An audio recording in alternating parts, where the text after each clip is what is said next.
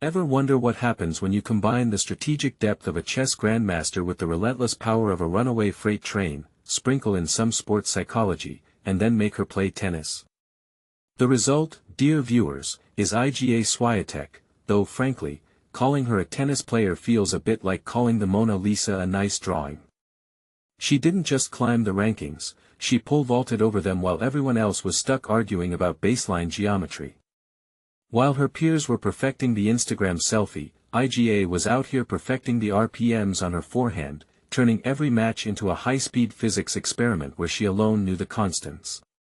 She brought a level of dominance to the modern game so absolute it almost felt rude, making major titles look less like hard-fought victories and more like mandatory annual checkups she had to finish before afternoon tea. Let's be honest, watching Iga play Roland Garros is less about competition and more about watching a natural phenomenon unfold, a force of nature dressed in tennis whites. Her heavy topspin forehand is not just a shot, it's an immediate, unrelenting interrogation of her opponent's resolve, forcing them into uncomfortable geometric despair with every bounce. The ball comes off her racket spinning so violently it often looks digitally enhanced, achieving RPMs comparable to those found in high-performance engines, making the traditional slice feel quaintly analog. Remember the time she completely dismantled the field to secure her first major, delivering margins of victory that looked like phone numbers rather than tennis scores? It was clear then that we weren't just witnessing a talented athlete, but a precision machine operating at peak efficiency, seemingly engineered in a laboratory specifically to counter every weakness latent in the WTA Tour.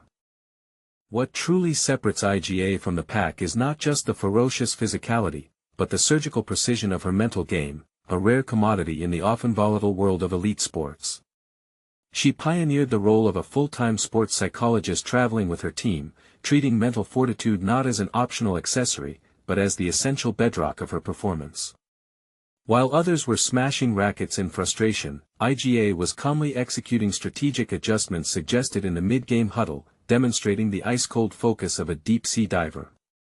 In fact, a rarely discussed piece of trivia is that her consistent focus on structured psychological reinforcement stemmed from a belief that tennis is fundamentally a game of pattern recognition, and emotional clutter simply delays the inevitable victory, turning moments of high pressure into merely a complicated math problem she had already solved in pre-match preparation. This dedication to the cerebral aspect of the game has paid dividends, transforming her into a relentless winning machine. Her commitment to discipline is legendary. Her training regimen is reportedly meticulously scheduled down to the minute, incorporating specialized visual tracking drills that border on the esoteric, all designed to shave milliseconds off her reaction time. For context, her on-court movement and court coverage are so exceptionally efficient, particularly on clay, that analysts observe she achieves deeper baseline recovery with fewer total steps than virtually any player in the previous decade, essentially making her appear simultaneously everywhere and nowhere. Critics who initially dismissed her rapid rise as a fluke quickly learned that statistical anomalies don't maintain world number one status for that long, only carefully cultivated, highly specialized dominance does.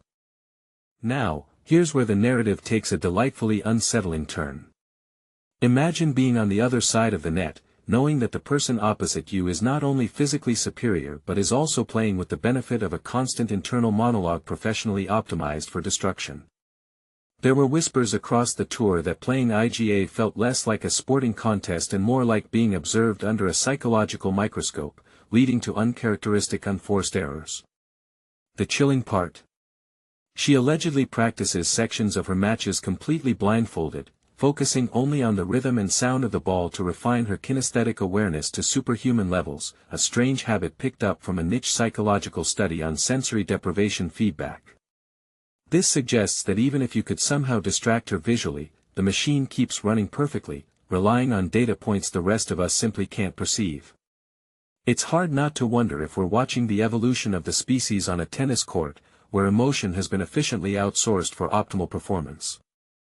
The truly dominant athletes change the landscape so dramatically that they force everyone else to fundamentally rethink their approach. Iga Swiatek didn't just set a new standard for athleticism, she set a terrifying new standard for the mental and strategic commitment required to reach the pinnacle of professional sports. She proved that excellence is built not just on talent, but on obsessive, structured, and profoundly disciplined preparation, the kind of preparation that suggests she's not just competing against today's opponents, but against the theoretical limits of the sport itself. Sometimes mastering a skill so completely means you stop playing the game and start playing the expectation.